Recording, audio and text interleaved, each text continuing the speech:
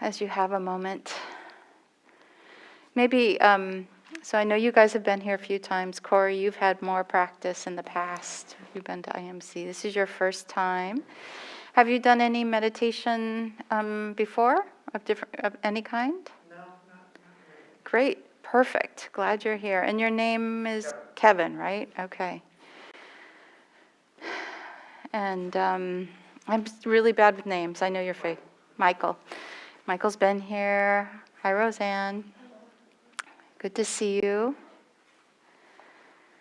Welcome. If you feel like you want to join the circle, feel free. You can also stay right where you are. Yeah. So. Maybe since we're a small group, we can just start with names. Tanya has already introduced herself a little bit. My name is Dawn Neal. And maybe just go around. My name is Nathan. Nathan? Okay. Michael? Kevin? Elena? Debbie. Hi, Debbie. Welcome, all of you. Yeah. And we have Sally managing. Thank you, Sally. And Richard recording. Yeah. And for those of you who haven't been here before, there are 3 bathrooms in the back over there. So please feel free to get up if you need to and veil yourself. There's also water over there. So it's our custom to take off our masks when teaching. It makes it a little bit easier for people. But first, before I do that, I want to make sure there's nobody that has concerns about being in a space with somebody unmasked. We do have fans going, but we have filters going, blue air filters going. Is anybody uncomfortable? That one isn't working, but all of the others in the room are. So we have several standalones, and then we also have a HEPA filtration system that is going that has sterilization in it. That is running right now, right? Mm-hmm. Okay. Yep. So if we do unmask, it will just be the teachers unmasked. Everyone else in the group will stay masked. That's how we keep it safe. So could we get an opt-in if people are okay with the 2 of us being unmasked? Everybody? Okay. All right.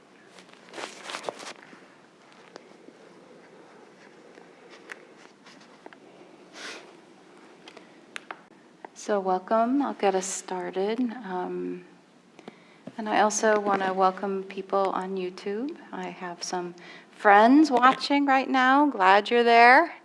And I know there's some other people who had, communicated with IMC about attending YouTube. So Richard will be checking the chat for questions at specific times and writing the questions down, and we'll try and answer them as we can for those folks on YouTube. So I think one thing that is really important for me to acknowledge about this space is that Insight Meditation Center and everything that's offered here is all part of a result of generosity. And that this space exists because of generosity. The teachings exist because of generosity. The maintenance of the place exists because of volunteers. It's all volunteer. And there's no such thing as, membership application. You're a member if you want to be. And it's really your choice to engage in the center as much as you wish. So we're all the caretakers of the space. It belongs to all of us. Another thing that feels important to say for people often, hi, come on in, is that the series that Dawn and I are teaching, it's a series that's taught in a particular way, in a particular order, that's kind of tradition for the Western Vipassana Insight meditation community. And it is, meditation comes from Buddhism and other kinds of, there's a lot of traditions that have meditation in some form or prayer or another.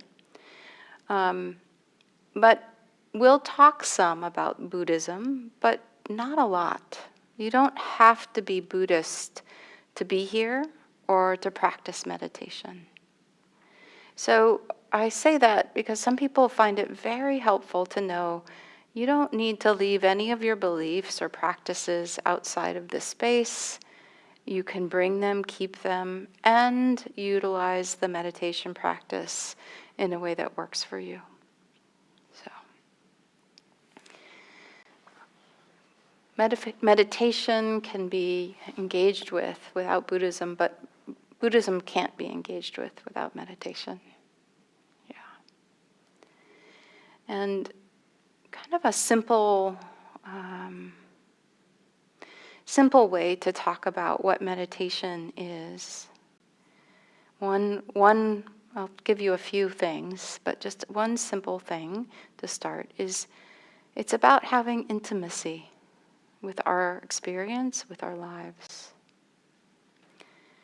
It's about kind of being connected to and aware of, rather than sort of the analytical thinking about our lives. It's a much more of a direct experience, meditation and the practice. It's about coming into intimacy, direct connection with our present moment experience, which is most easily found through our senses. Touch, smell, sight, sensations in the body, hearing, sound. Sort of helping us just right now, even as I say that, orienting toward these experiences of feeling, hearing, sensing, breathing, seeing. Can you notice anything shifting in yourself? As you bring more awareness into those experiences. For me, I do, and it does feel something a little bit simpler and more intimate with myself and even with you right now. Another word that I like to use to talk about mindfulness practice, meditation, it's about choice, having choice. Helping us be aware in a way that maybe less of an automatic pilot way of being in the world, more choiceful as a result. Also, it's maybe another way is to think about the difference between responding to something versus reacting. In this practice, we're learning how to be with and respond to life instead of react. And by reaction, I don't just mean externally. I mean even reacting to our internal experiences. The dialogue, the judgments, the thoughts, the images, the memories, all the things that happen in our mind. When we're reactive to them, we can get carried away, carried downstream, carried into a movie, inner movie starring Guess Who. And it just creates this constant intensity of reaction. Having rehearsal conversations, reaction conversations, all of this stuff that tends to make our lives a little bit more, difficult actually, I think, complicated. One other thing I'll say is that in Buddhism and in this practice, there's an invitation toward non-harming. And this is also connected to this idea of non-reactivity. That one of the aspirations of the Buddha in this practice is to not harm ourselves, not harm others, and not harm both.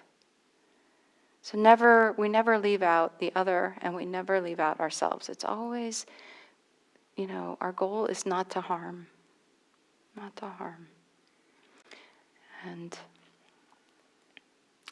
so that's just sort of like to help you orient toward why we're doing this practice, what we're hoping to help you experience. And Dawn is going to talk about how to take care of our body and postures and things for sitting meditation. Thank you, Tanya. Yes, so non-harming begins at home, and this is home. So I'm going to go through 3 of the 4 major postures, the 4 postures associated with meditation classically in the Buddha's teachings are sitting, standing, walking, and lying down. We're going to cover walking meditation in a lot more detail in a few weeks. I'm going to go through the other 3 because one of those 3, or possibly more than one, are going to be how you will spend your time meditating.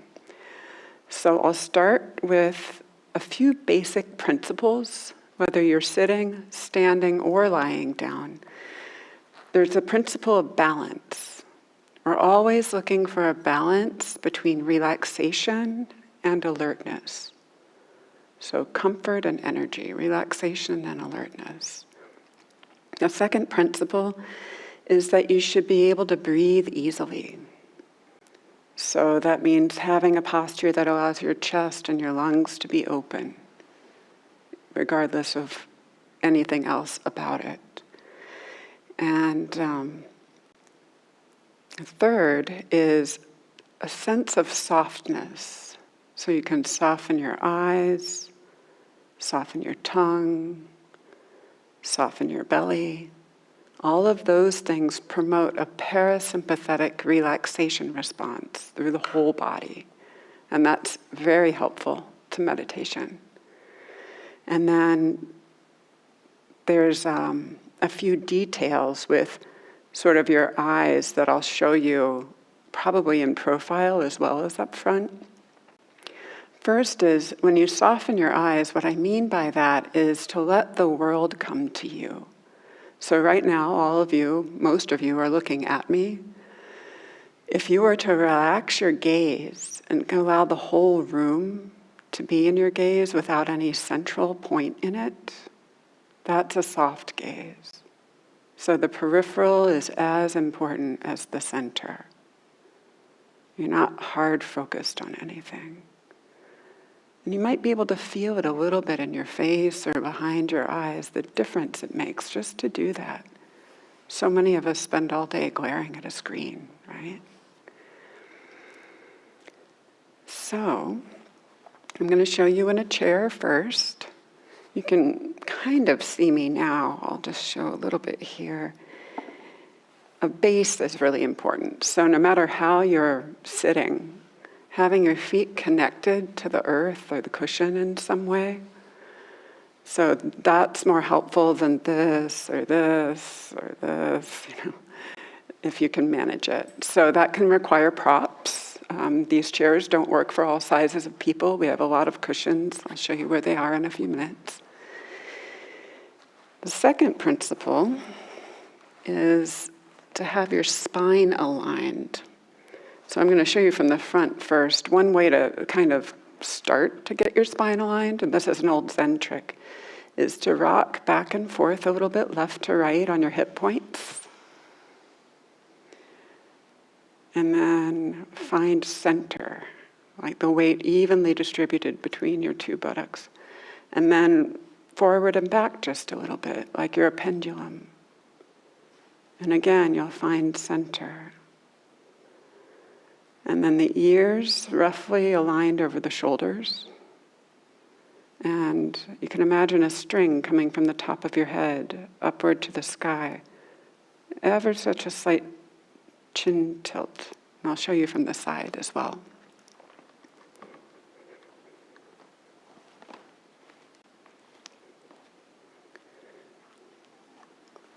So I'm not going to use the cushions for the moment. But the idea here is that you want your hips a little bit higher than your knees. And that may take some cushion adjustment. And for those of us with short legs, it's going to be different than those of us with long legs, etc. You don't want too much pressure here. I actually fainted once from that, so, be careful. And you can use as many cushions as you need to behind your lower back or under your feet to kind of adjust. But the basic principle is to have a natural curve in your lumbar spine here and in your cervical spine. So meditating like this or like this is going to give you neck problems and headaches, okay? I'm exaggerating, of course, but again, the thread up from the top of the skull, crown of the head, chin tucked just a little, eyes soft, down at a 45-degree angle, and then closing the eyes. Your hands can be natural on your lap. You can put them on a cushion as I have them now. You can put them on each other. But to choose a way that feels restful. Many of us in chairs find it's helpful to have a cushion or two behind the lumbar spine, especially if you've got back problems. But it's often helpful to have the upper spine separate from the chair. You can see there might be ever such a slight lift in the chest too. Not to torque your upper back, but just to allow. You can feel like an absence of slump. If you take a deep breath, you can feel that your lungs can fill easily.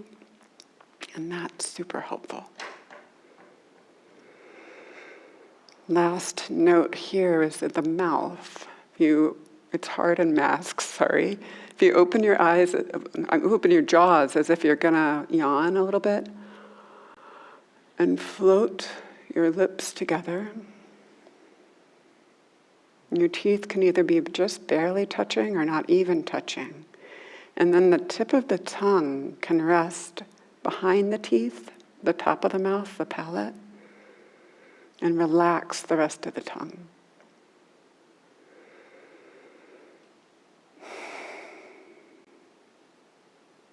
And that will provoke a relaxation response as well. When your eyes are closed, you can either leave them at that 45-degree angle or slightly, almost like you're looking back at yourself. I think of it as almost looking down at my own heart. Just a little, don't strain anything. But that relaxes the eyes and the optical nerve, the whole nervous system.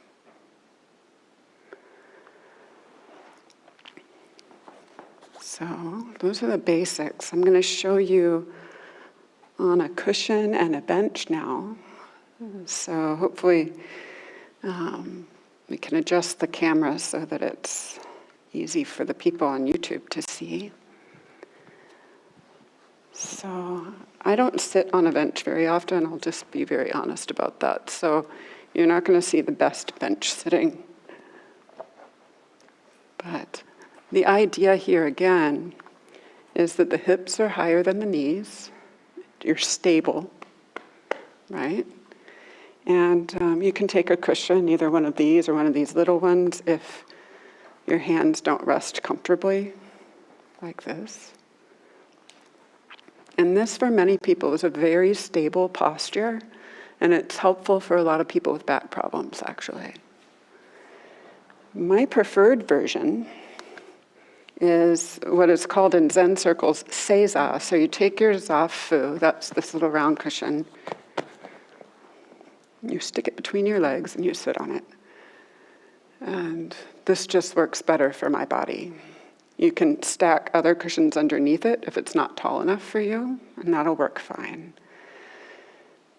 So there. And then the last one, I'm going to show frontally. If I can keep my microphone on my ear. Excuse me.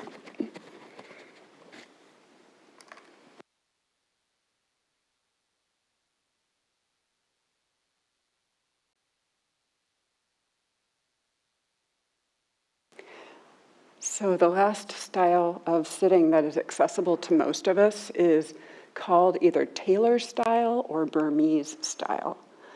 And it is sitting one leg in front of the other like this. If your knees do not touch the ground, you can use those little back support cushions to support them. If your knees really don't touch the ground, I suggest using more than one zathu underneath and getting higher. Or you can put it on its end like this and sit. But again, the principle is that your hips should be higher than your knees. And this helps prevent all kinds of hip issues, hip strain, knee strain.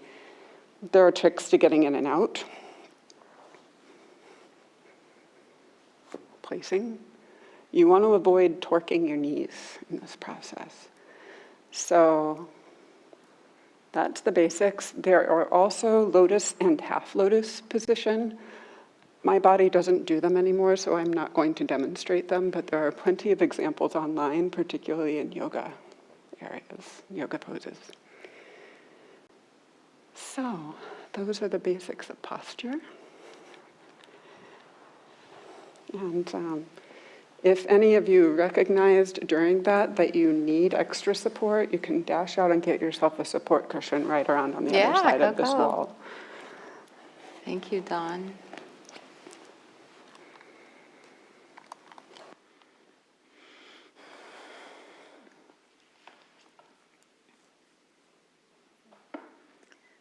It's a lot to take in, right?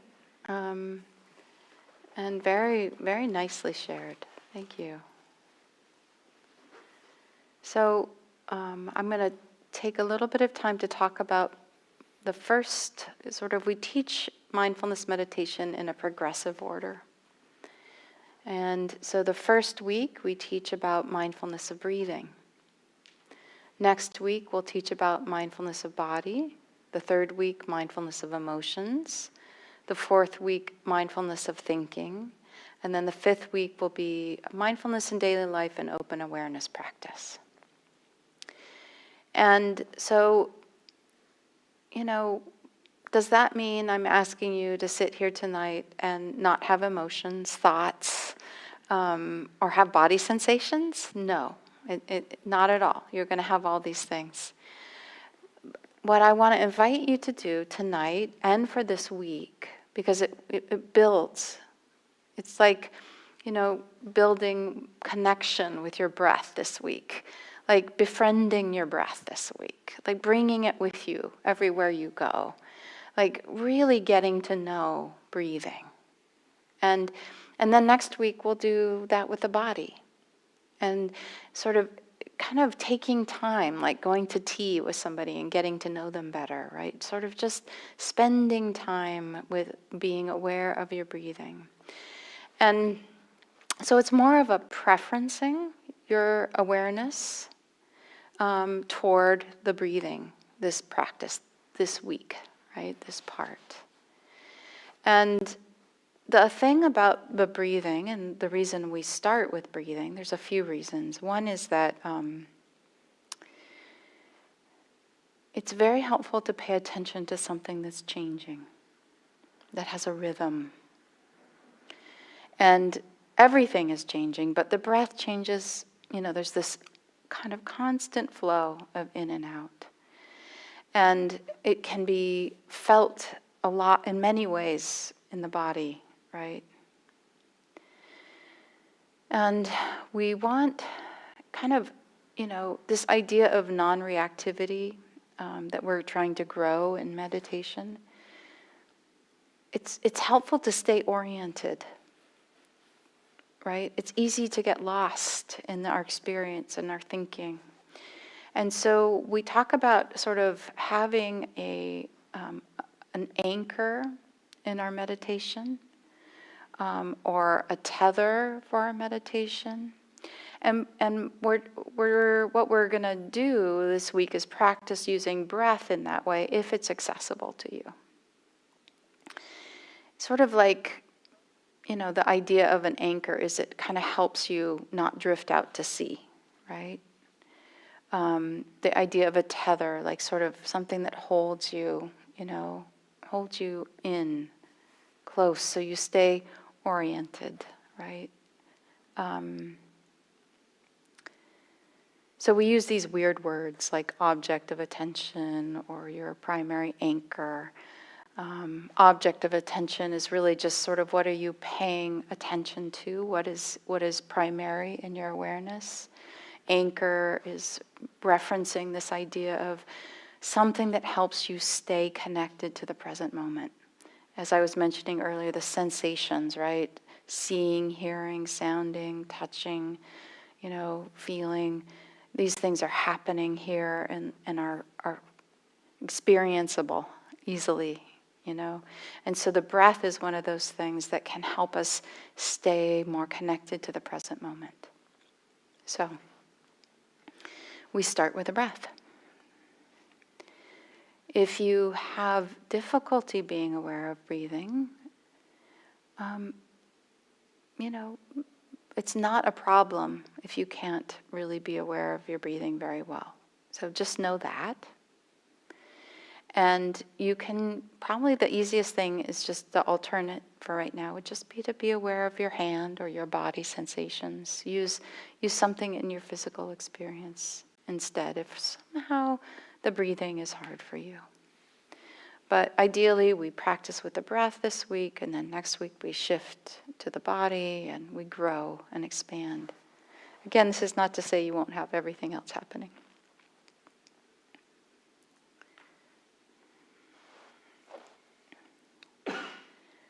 I just want to invite you now also to just answer silently in your own mind, why do you want to learn how to meditate? Why are you here? Let's see what answer comes up for you.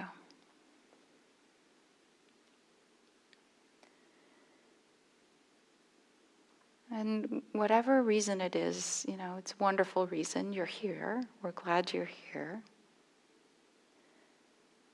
And see if you can hold it close but loosely.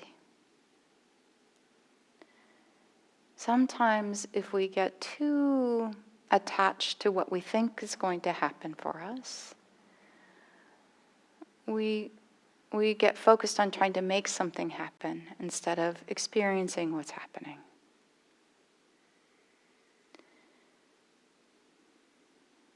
So bringing a sense of curiosity and remembering this idea of non-reactivity, like how can I just become like, how naturalists, what a naturalist is? It's somebody like who's a scientist and they go into nature, usually nature, could be, and they sit down and they try not to interfere with what's happening. They try and just observe, just to learn, to take it in, to become more aware. And so, can we become naturalists, be curious about our own experience, our own meditation, our own breath, our own trouble having awareness of breathing even? Can we be curious? And just sort of like, we don't need to judge it. We don't need to change it. We want to learn. We want to be open and curious and staying connected to what are we seeing? What is happening?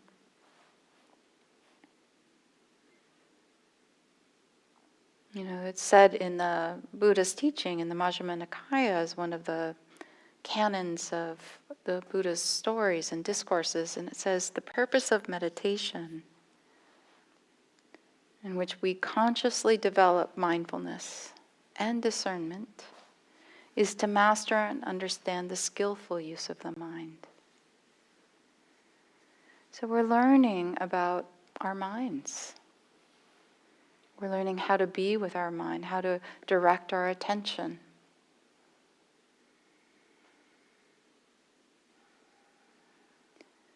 So Dawn said something incredibly important when she started talking about this, learning how to take care of ourselves at home, and home is in the body, right? So when we meditate, we are coming home, or bringing our awareness to our home. And so our body is really, we're served well if our body is comfortable. Now, if we're too comfortable, we'll probably fall asleep. So that's why we work on this kind of combination of alert but relaxed. So it's finding the right balance. And sometimes we have to be more relaxed because we're emotionally so tense or our mind is so busy. So, your posture might change a bit from time to time, right? You might need to sit on the floor sometimes, sit on the chair another time,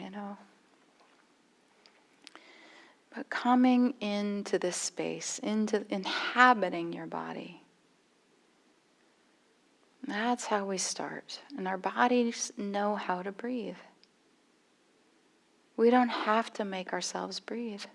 We get to just watch what happens. And so we're going to move into a guided meditation here as I kind of am talking. I'm already sort of starting in that way. So feeling your bodies, finding that posture, remembering maybe some of these things that Dawn taught us so beautifully, like, the softening, letting the eyes, just sort of, receive, right? And then drop down at a 45-degree angle. And if you're comfortable, closing your eyes. And feeling that lift from the top of the head. Feeling that there's a little bit of a curve in the small of the back and behind your neck. Letting your hands rest comfortably.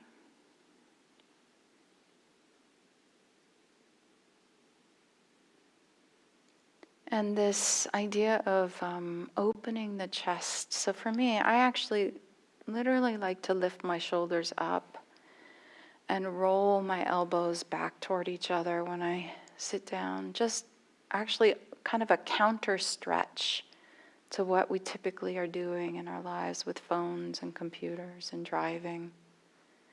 And then just press the elbows down to your side and kind of rest your hands again.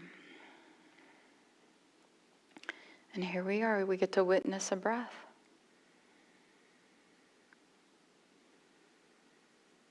So all we need to do is very simple, but maybe not always easy. Just to be here, in this room, in this moment, in this body, with a breath. Just one breath at a time. Don't worry about how many breaths, or how long. Just, right here.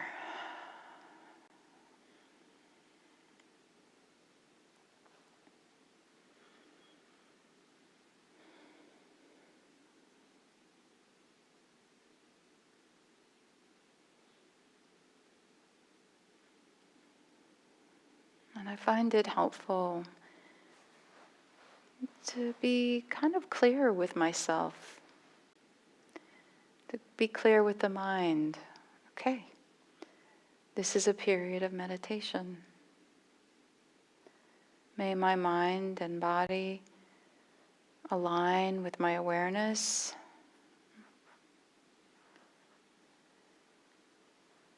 And come here into this moment and help me be aware of breathing.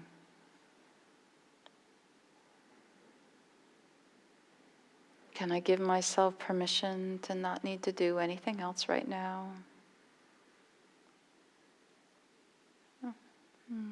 Maybe to tell myself that it's okay if thoughts or things come up, to bow to them and say, yes, I'll come back to you.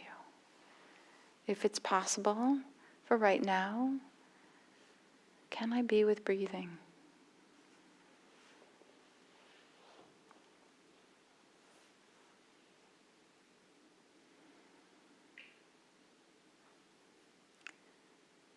Giving ourselves permission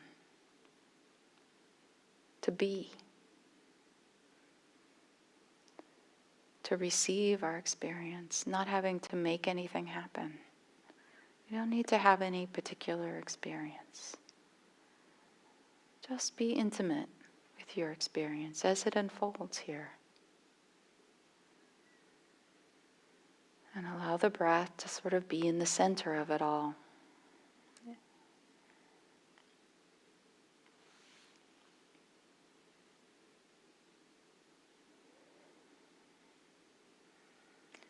And during this meditation period, I'm going to point you to pay attention to different aspects of breathing, just to orient you, just to help you. It's not that you have to do all of these things, it's just to help you connect more fully. So you might start by noticing the feeling of the breath on the nostrils.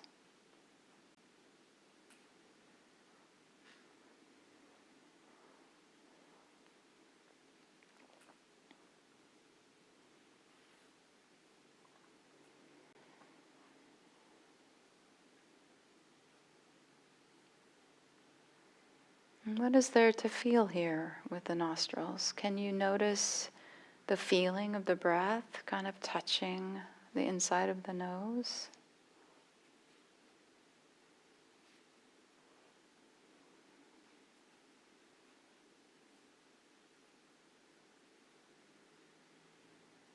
Noticing the difference between the feeling of the inhale and the exhale.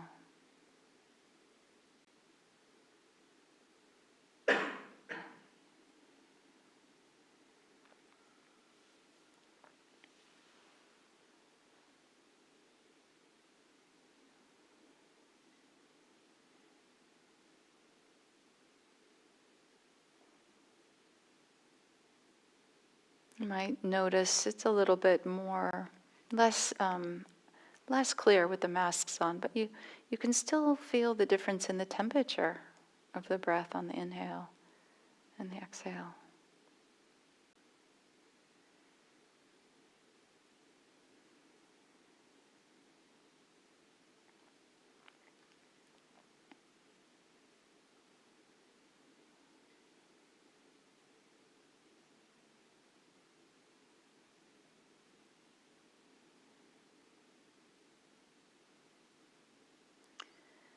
Can you feel the breath on the area just below the nose, on the upper lip?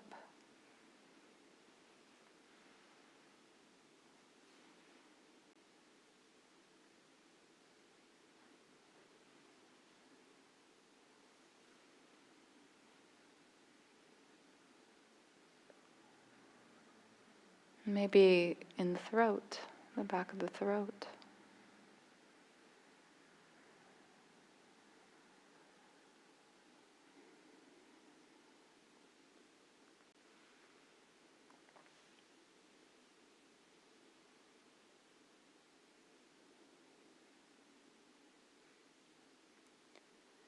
And let's bring our awareness into our bellies.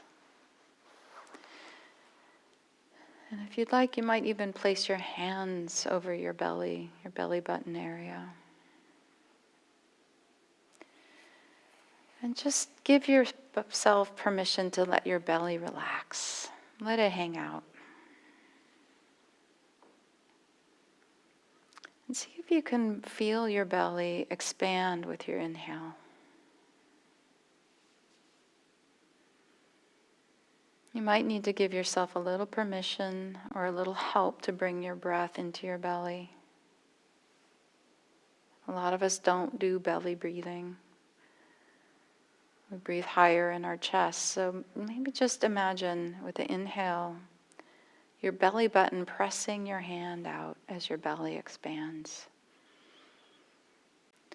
And with the exhale, the hand pressing into the belly as your belly button reaches toward your spine. So this conscious breathing for a moment, just to help open up the diaphragm, the belly, Just taking a few more intentional, deeper breaths to help us feel that flow in the belly. Give ourselves permission for the belly to breathe in and expand.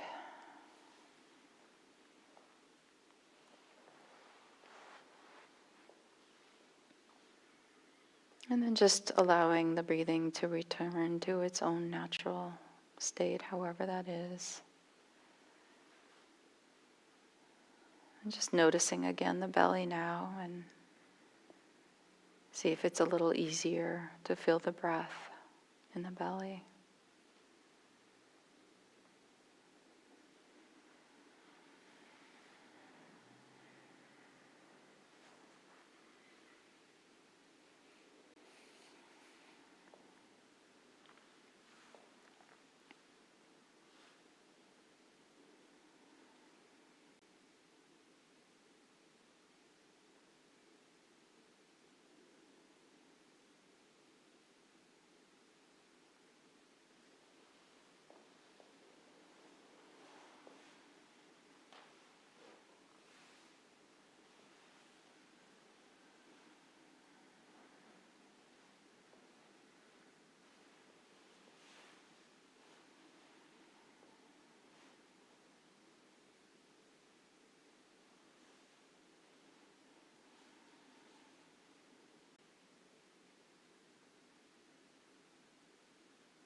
And then maybe noticing also your chest.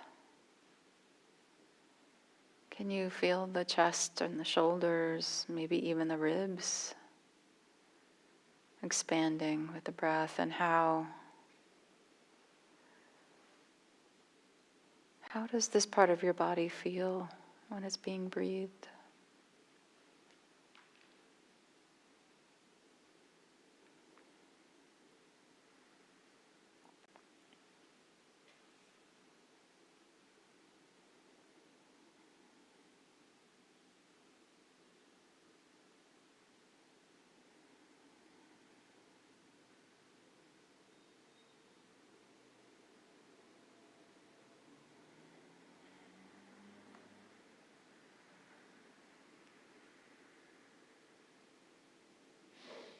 So we've been spending time kind of knowing different parts of where the body and the breath are impacted by each other. And now it might be interesting to sort of hold it all a little bit broader.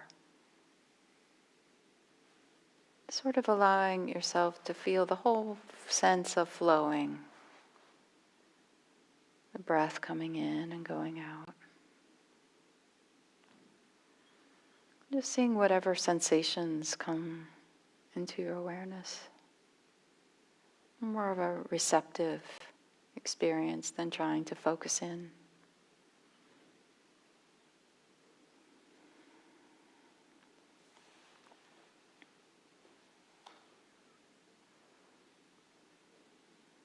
Giving our awareness to the sensations associated with breathing and just knowing that you're aware of it.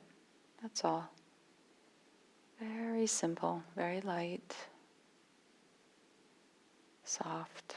And when the mind gets distracted and you recognize it, great, no problem.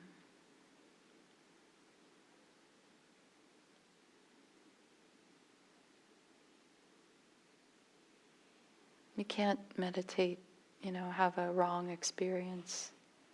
Just being aware of what's happening. And letting the breath help you.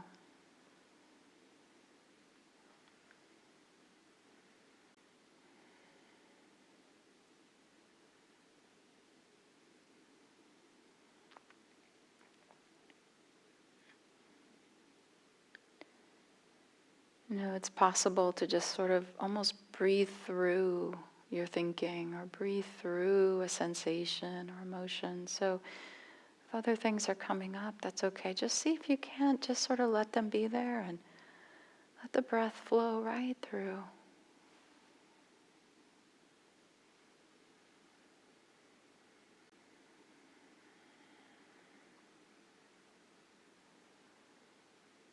1 breath, 2 breaths, 3 breaths in a row.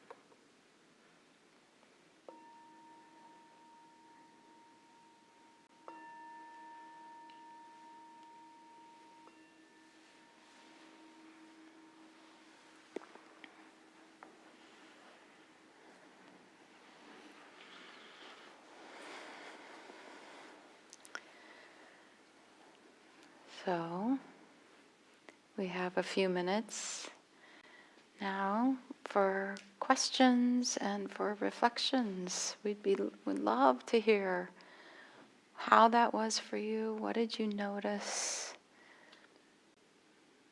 Is anybody willing? And we have mics in the room. There's 2 on the floor. Maybe you, Sally, and you could pick them up and turn them on. And Anne Rose, is that your hand up? No. No, okay. Yeah? Great. That'd be great. Get us going. Is it on? Out is good evening. Thank you, Tanya, Dawn. I noticed that whenever my attention had deviated from the breath, I just gave myself gentle reminders. Beyond that, I'm trying to focus more on awareness without forcing it, and that's been kind of challenging. But knowing that I have been doing that has also been helpful. So just trying to start 2023 with like, okay, let me just breathe then, okay, rather than forcing everything to be calm. So yes, thank you. Is there anything question or any comment that you want? This question is for Dawn regarding the like you said, the tongue position-wise. Where? Behind the teeth? Because I had never heard of that before. So Yeah, I threw a lot at you guys. So you don't need to worry too much about it, but there's if you roll your tongue along the inside of your top teeth, you'll feel some gum that sort of shelves off and then starts to go up into your palate.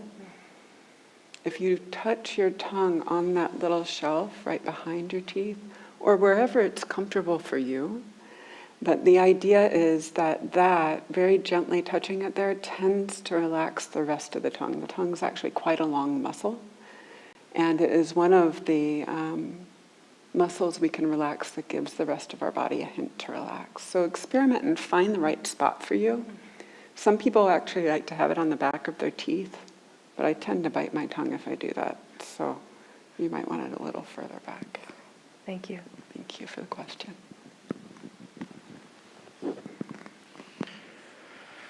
Thank you so much. I was interesting tonight because I started nodding off. That doesn't happen that often. I guess maybe it's tonight, but it really took me out of the practice for sure when I like kind of lose balance or so. Yeah, just any tips on that, or maybe should I just this time maybe just keep my eyes open, or because I was really starting to fall asleep.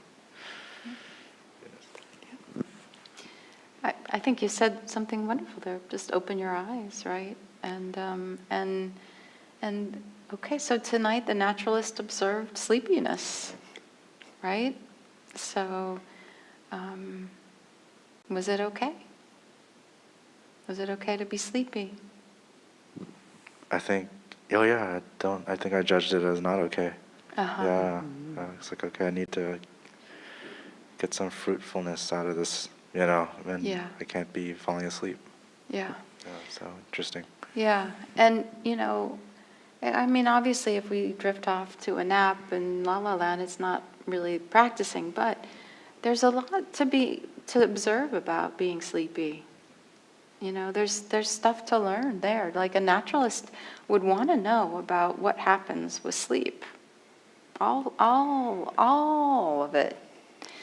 And the trick is finding that interest and enough awareness so you don't just drift into the foggy land, right? But yeah, it doesn't have to be bad or, a failure. It's like, oh yeah, this is a big part of our life, is sleep. Yeah. Does that feel helpful? Yeah, I'll keep my eyes open tonight. Yeah, yeah. Standing up, taking your coat off. For me, it's a little warm in here tonight. So, that makes it harder for me to stay alert. Yeah. Great. From Margie, how can we deal with tension in the face during meditation that is hard to release and very distracting? Mm-hmm. You want to take that one? Sure, I can start with that one. Thanks for the question, Margie. The first thing you may try is before meditating, giving yourself a little face massage, actually. I'm going to turn off my mic for a second and just demonstrate.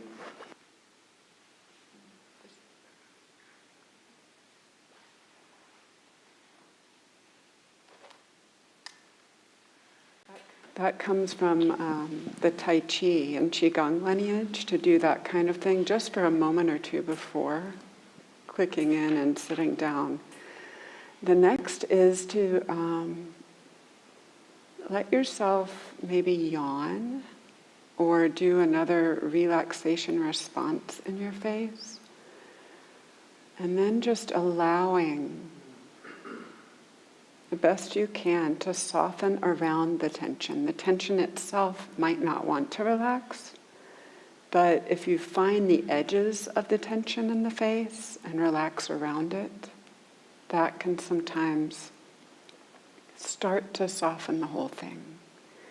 And finally, if it's becoming distracting, it can also be helpful to intentionally notice whatever emotional response is happening to the tension, and just acknowledge that. And then consciously bring the attention to the whole body, to the breath, and just allow it to be there, noticing how it is as it's there. So I hope that was helpful. Great. Thank you. Hi, Helen. thank you. I know we went through a lot, but I tend to have the same issue that I start to fall asleep. Mm-hmm. Like I didn't this time, but I started to be like in dreamland, Mm-hmm. like images, and even though I was not asleep body-wise, but the brain was kind of like dreaming. You mentioned about standing position for meditation. I never heard of that, and I think it would be good at least to know for me to avoid the sleepiness. So I didn't have time to do standing or lying down during the posture segment, but the principle is to stand roughly keeping the feet hip width apart, just sort of like not your outer hip, but sort of under your hip points. And anyone is welcome to try it now. Knees a little bit soft, that's the main key. If you lock your knees like this, you will eventually fall over. Okay. So just a little bit soft. As Tanya so beautifully described at the beginning of that meditation, allowing your belly to be soft. Let the belly hang out. And then again, the whole principle of alignment. Eyes, it's helpful to have them at roughly a 45-degree angle, not down, not looking in particular at anything. Most people find it easier to do with their eyes open. You are welcome to try it with your eyes closed. For some people that's easy, other people find they lose their balance. And then you can just have your hands hanging at your sides. If you want to have them clasped in front or behind you, you can do that. And your head aligned over your shoulders. All the rest of it's the same. And it's a great posture to go to if you're sleepy. Or if you've got back pain. Some people find standing actually a more helpful posture. And if anyone needs to see lying down tonight, I'm happy to show you after class, and then we'll model it next week. It's the hardest posture. It's the hardest posture by far. But some people don't have a choice. So. You're welcome. Thanks.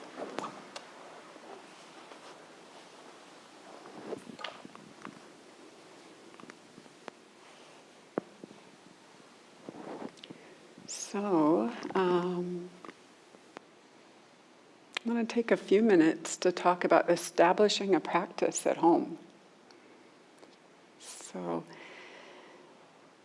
I'm going to cover a couple of things. The first is the sort of overall approach, and the second is what you actually do, which Tanya covered it beautifully in some detail, but I'm going to reinforce sort of at a high level some high points.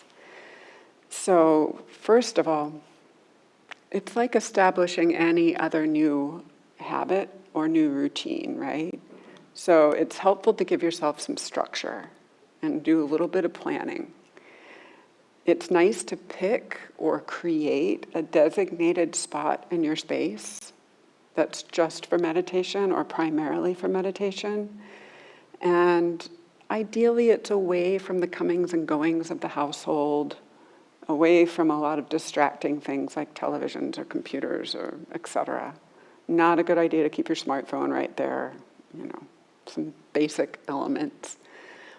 You can set it up in a comfortable way as you experiment with finding the meditation postures that work for you.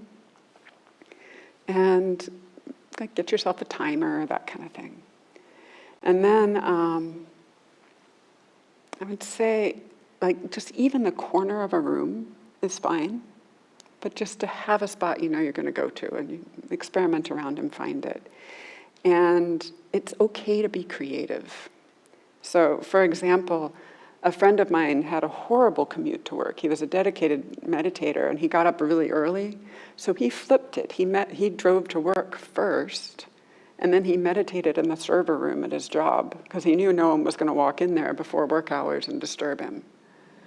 Another friend who didn't have any time off work would go into the bathroom and meditate for 10 minutes because no one's going to bother you in there. Right? So home is ideal, but there are other options, right? Most people find a consistent time of day is helpful. So to just make it a routine and make it part of your routine, like get up, brush my teeth, go sit, something like that. And for many of us, as I just alluded to, first thing in the morning is really helpful. I would even say for most people. So maybe it's after the morning cup of tea, but definitely before the news, the email, the social media, all that kind of stuff. And that is helpful because our minds aren't quite as busy then and cluttered. So you can experiment for yourself. That is not a time that works for everyone. So find what works for you. A really helpful piece of advice I got early on was to commit to a flyby to my meditation spot every day. One teacher of mine called it, get your butt on the cushion, even if it's just for 1 or 2 minutes. Often it will turn into more than 1 or 2 minutes. And you can commit to the 10 or 15 or 20 or 30. While you're considering what you're able to commit to, also it's a good time to start proactively identifying any potential challenges that might come up for you. If you know what they are. Like one student of mine had a puppy So one of her challenges was meditating with the puppy. And she learned that puppy walking happened before meditation. Otherwise, meditation didn't happen. So, just to kind of plan in the things you know might derail you. There's also creating a contingency plan. So, for example, maybe you want to meditate in the morning and for some reason it doesn't work that morning. It might be nice to have set aside the same amount of time in the evening as a backup plan to do that sit. And then if you do the morning practice, you either have the option of doing a second practice or you get an extra 20 minutes. Great, right? So to know what your own potential challenges are and to sort of troubleshoot them in advance a little bit. Maybe even enroll a friend or bring it up here in class. It's always okay to begin again if you miss a day. It's always okay. Missing a day, fine. Start the next day. And always start over. Start over. In general, not letting the perfect be the enemy of the good, right? Do what you can. So then, it's about establishing kind of intentional meditation sessions, or what we often call in this scene, formal meditation sessions. And pick your posture, whatever it's going to be, and then it's helpful to start off with a conscious reflection, perhaps, as Tanya brought up earlier, why you're meditating, why you're there. And then I find it really helpful to set an intention or a resolve. Can't remember the language Tanya used, but to be clear that this is a time for meditation, to kind of tell my mind that, so it doesn't go off and have a thinking party for 20 minutes, right? But to set that intention to be present for moment-to-moment experience, just the best you can. It's also supportive to very intentionally then go through the more detailed setup of the meditation posture, whatever it is, like we did tonight. Soften the eyes, the tongue, aligning your body, maybe doing this. It's like you set up a little routine for yourself. And after not very long, that routine starts to tell your body, oh, it's time to meditate. And you'll be amazed, your mind just starts to kind of go into that. It's, again, setting up that little habit. It can be almost like a little ritual, right? And then at the end of each formal meditation session, to end with a conscious reflection. Maybe reflecting back on how that was. How good it felt, how appreciative you are that it happened. And then something I neglected to say at the beginning is when you do set up your initial posture, when you do sit down, one of the most helpful things to keep in mind is an allowing, kind attitude. I think of it as the internal posture. The internal stance. Soft, appreciative, allowing. We learn a lot better that way. Just like if you're trying to teach a puppy to come and you whack it on the nose, it's not going to keep coming. If you give it a kind word, if we give our minds a kind word when they come back, they like to come back more often. And then I'll just say finally, it's a real gift not to have big expectations at first. The first year I started meditating, I didn't realize what a gift it was at the time. That I had no expectations at all for what was supposed to happen on the cushion, other than that I was supposed to show up there and more or less follow my breath. And the reason I had started meditating was to deal with the physical issue. The physical issue did not get better, but I kept meditating because I noticed the difference in the rest of my day. And that was enough. So now and then to stop and reflect back on, oh, how am I the days I meditate versus the days I don't? Not to get too fussy about it or do it too often, but to just check in. The Dalai Lama has a quote about checking in on meditative progress. He said we should do it regularly, at least every 5 to 7 years. So, to not be too hard on ourselves if we're not noticing changes right away. So those are some thoughts about establishing the practice at home. And with that, we're going to go into another short guided meditation, another one. So finding yourself a comfortable posture,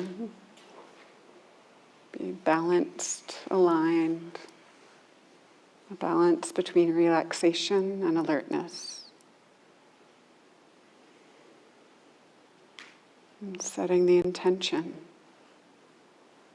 to be present for your moment-to-moment experience.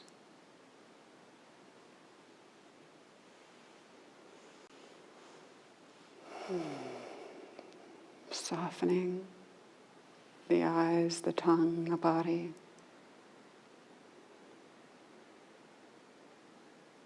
And noticing the sensations in this body. Throughout the whole body at first, warmth or cool, pressure, contraction or relaxation.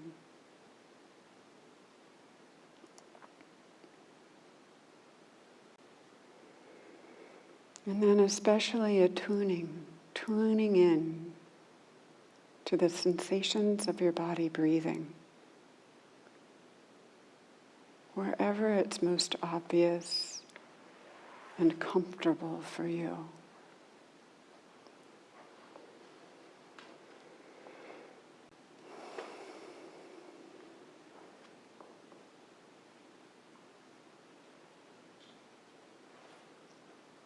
Breathing is the home base or anchor,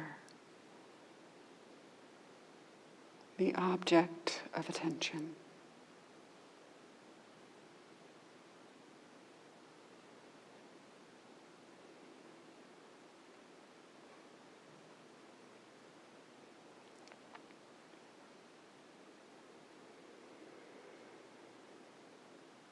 Another tether to the moment that can be helpful is to very softly in the mind use a single word or a short phrase, acknowledging breathing in when breathing in and breathing out when breathing out. If you're noticing the breath at the belly or the chest,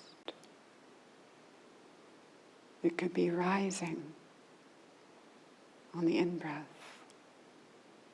falling on the out-breath.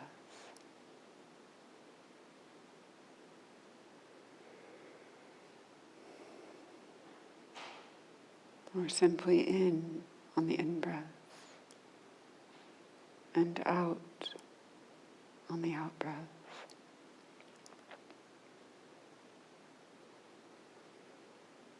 Keeping most of the attention on the sensations, the lived experience of this breath. A very light touch to the note.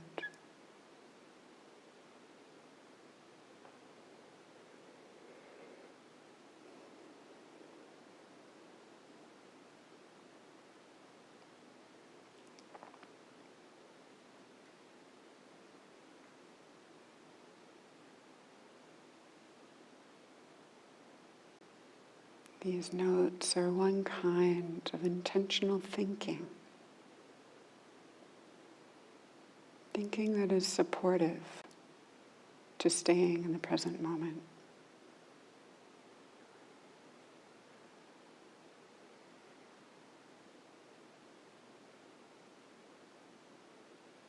You may notice other thinking swirling around in there. That's okay. Minds think.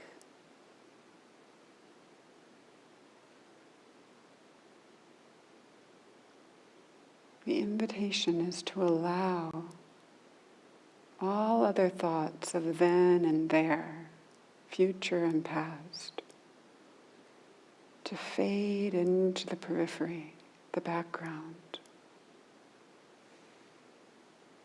and allow awareness of breathing, awareness of this moment, to be in the forefront of attention, the foreground.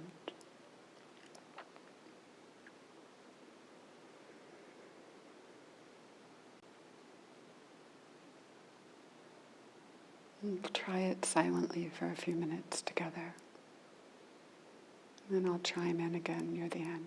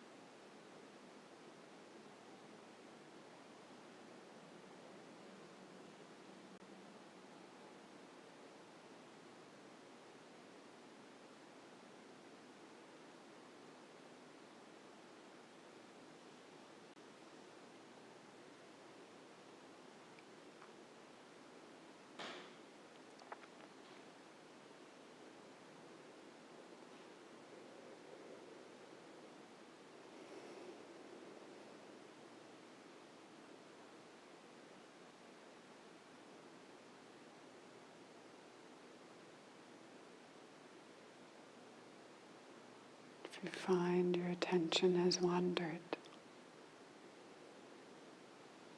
appreciate the return of awareness and gently, kindly return your attention to this moment, this breath.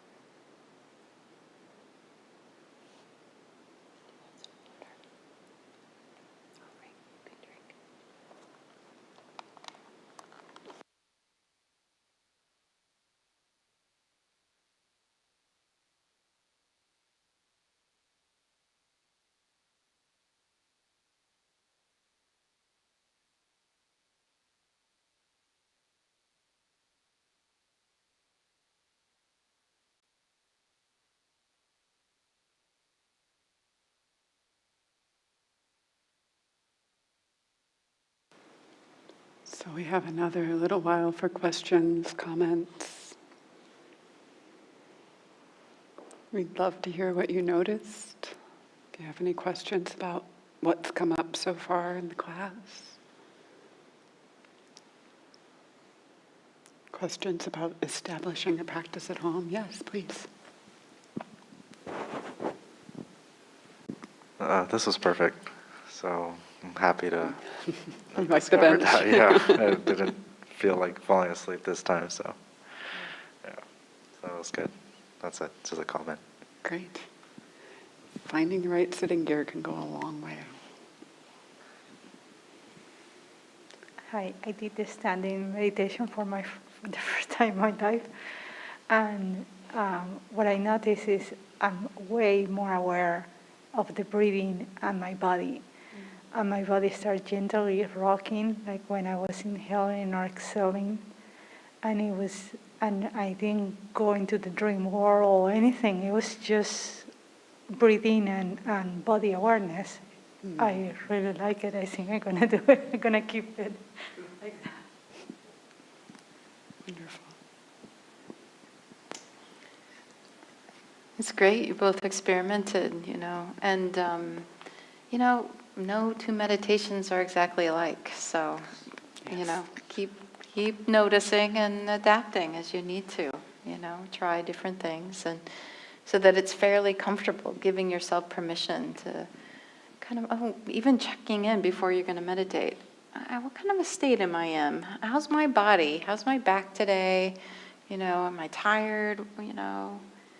And yeah, just tuning in and adjusting. Very good. Yeah.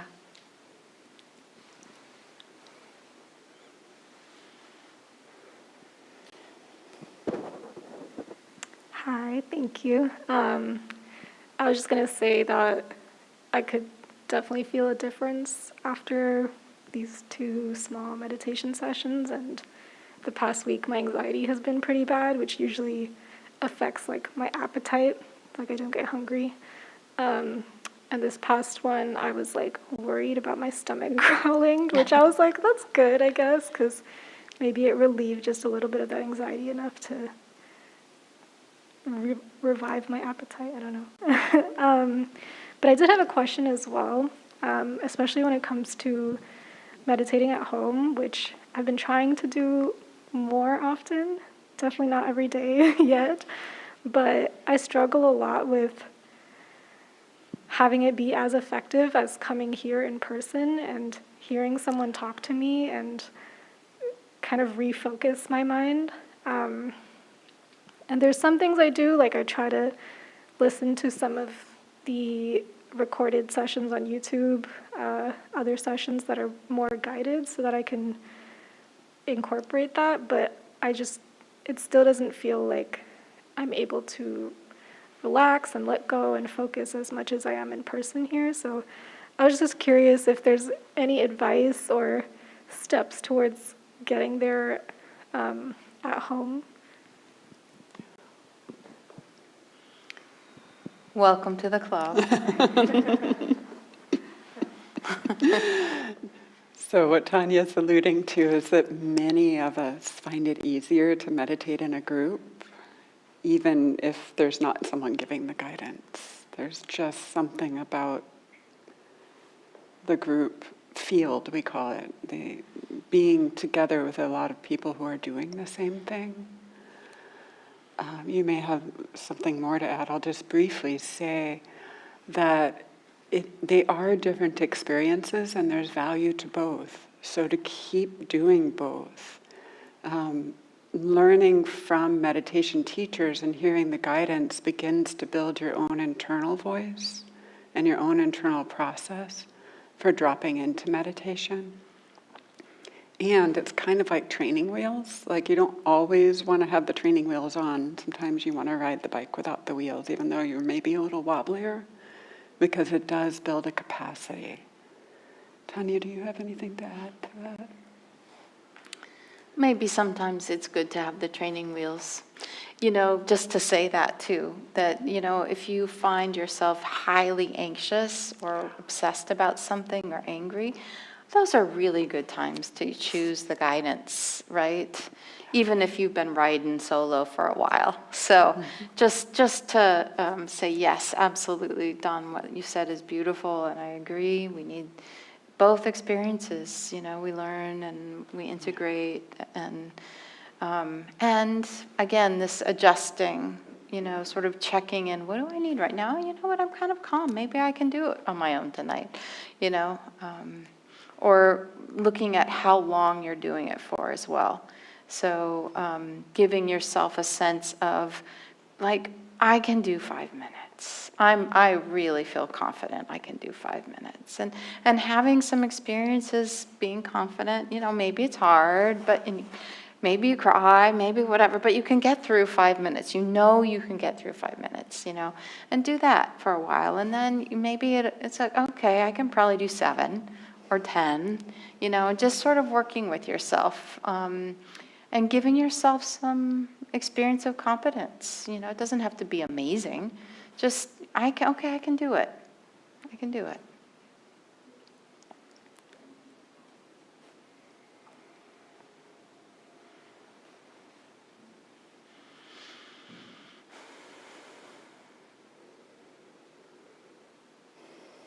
Yeah, Ann Rose.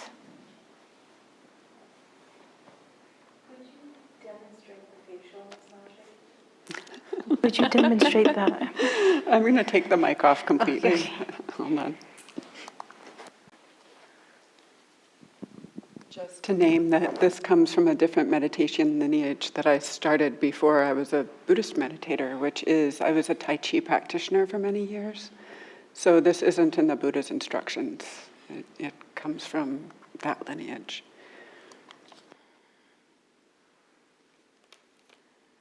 It's helpful to yawn. I'm used to this. And then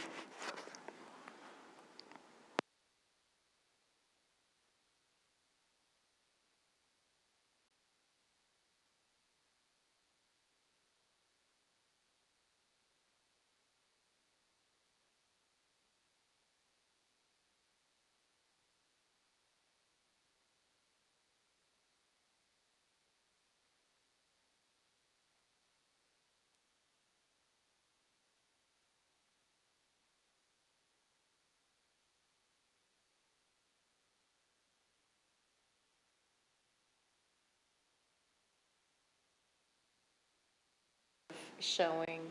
yes, as I said, you don't have to do it in that order. That's a series of things you can do.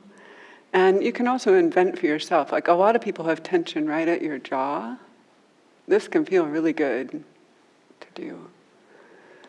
And I guess the general principle is just to kind of take care of yourself for a minute or two as you're settling into meditation. Like, it might not need to be face massage for you. Some of us need to just like massage our shoulders for a second. Or like Tanya was saying, a couple of shoulder rolls can feel really good if you've been at the computer desk all day. So to just honor your body before you go into complete stillness, that's kind of why I tend to do this rocking thing and like a little bit of a wiggle first. I actually really like to walk before I meditate. It really, really helps me a lot to do a 20-minute walk, come back down, and just sit. And it's like there's so much aliveness in my body. It really helps me be present. Yeah. Don't overeat before you sit down. Or, what's that? Right, you fall asleep, right? Your system just shuts down. Yeah. Some people find stretching right before sitting to be really helpful. I did that for many years before I sat. Would do the walk and then stretch and then sit. Then your body just feels so good. It makes it a lot easier to focus on the body when the body's feeling pretty good. Mm-hmm. So, yeah, your own little routine. No hands up right now. I just want to highlight something that Dawn said. It's worth repeating. The inner sort of, the inner posture she likes to use the word the inner posture. How are we tuning in to ourselves? This is so important. This is that idea of the naturalist. How would a naturalist respond if I got sleepy? You can always ask yourself, how am I relating to my own experience? This is incredible, important support for your meditation. If you are being a harsh inner critic, you are going to just get more and more tense and stressed and feel like you're doing it all wrong. So maybe in that beginning, when you're sitting down, kind of invite yourself to connect with a mindset, a voice, a person, a figure, some way of being that kind of will help you be present, wise, and compassionate, right? Like non-reactive, non-judgmental, accepting, but, not codependent and indulging either, right? Creating that kind of inner environment is incredibly important. And I'll just lift up, Tanya has used the metaphor of naturalist really beautifully a few times. That playful experimentation, exploration. You can't get it wrong, just get interested. Get interested. That's another really helpful internal posture, or internal stance to take. It's always okay to start over and reboot the experiment, shift the posture, change the location, reset the attitude.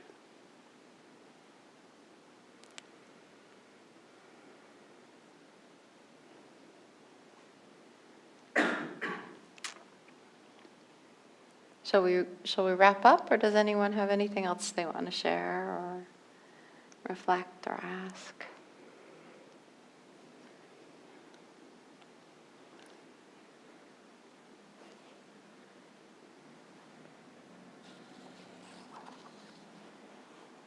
Do you want to do the kind of pointing to the sorry. handout and the homework? I just noticed my name was on the closing.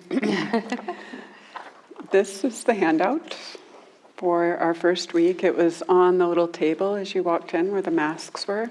Those of you watching on YouTube, you can go to audiodharma.org, and a PDF of this handout is in the Intro to Mindfulness Meditation series that will be posted shortly after this session is over. So it has some really useful information, and then it has some instruction on mindfulness and breathing. I like to read that and as I'm sitting, and then just sort of close my eyes and sit and kind of let the words percolate. And then on the back, the instructions on the back. The top of the back is also the homework. Yes, there's homework in this class, should you choose to accept it. And that is to do a 20-minute session of meditation each day. Okay. And the second bit of homework is to remain mindful during some kind of routine activity. Washing your hands, washing the dishes, brushing your teeth, taking a walk, like a simple walk, maybe to the bus or wherever, right? But to just be, in a simple way, present and aware. And then the third thing is, for 1.5 hour period, sometime during the week, pay careful attention to your posture as you go through your activities. And without straining, take a posture that's alert and upright, relaxed, just like we were talking about with the meditation postures. And just notice what happens to your mood, your thought, your feelings, what happens to your internal world as you bring more attention to your posture. So, that's your mission, should you choose to accept it. And The recordings are available on YouTube and on audiodharma.org if you want to refresh yourself on any of this stuff. So thank you very much for coming tonight, for being with us, live or online. And it's a real delight to have you and your presence and your questions and your interest. And, appreciate that you're interested in learning about this.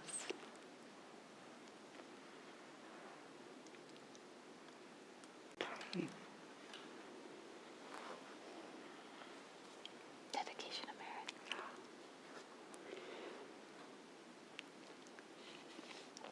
So there's a Buddhist tradition